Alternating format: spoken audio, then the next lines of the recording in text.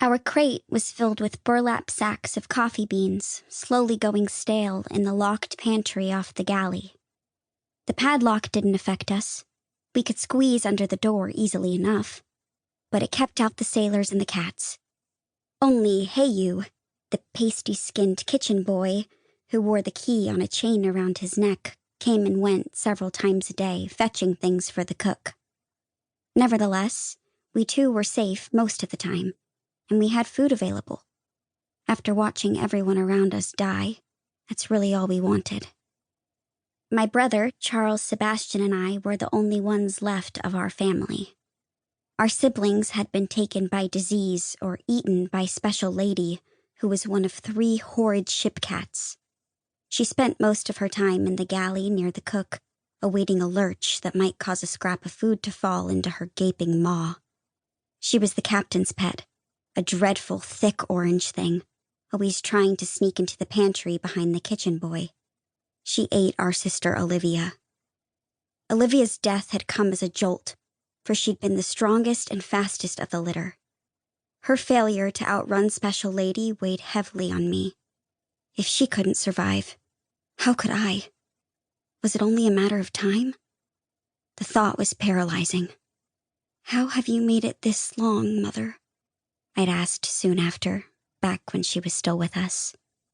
"Some of it was luck, little bean," Mother had admitted. Then she'd examined me carefully, as if able to see the clouds of worry that pressed behind my eyes, and understanding that hiding can be a better choice than fleeing. After she'd said it, she'd glanced worriedly across the pantry at my brother. Charles Sebastian had an especially strong instinct to run, which led to him sometimes losing his head. The rest of us were constantly trying to teach him how to control his impulses. Was she concerned that he'd be next? "What if we fail?" I said, feeling faint. "What if we run when we should hide?" Her warm breath bathed my ear. "Clarice," she said, "when I was young, about to set off alone to see the world, I had a lot of doubts. Leaving my family was hard, but the call of adventure wouldn't stop just because I was scared. On the night I left to stow away on this ship, my father told me something that helped me worry less during the darkest times." "What was it?" I could hardly get the words out fast enough. Her sad whiskers, mourning Olivia, turned slightly upward as she remembered. "He said, it only takes one mouse to believe in you, and that one mouse is me." I felt a rush of warmth.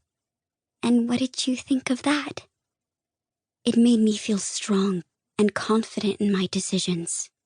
I repeated those words whenever I doubted myself or felt alone in the world." She stared off into the dark pantry, reminiscing.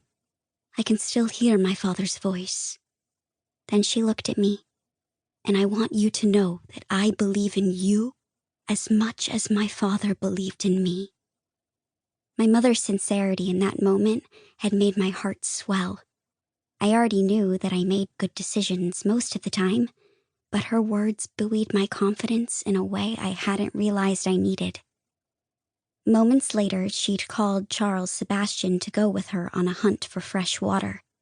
Perhaps she'd wanted a quiet moment to encourage him in the same way.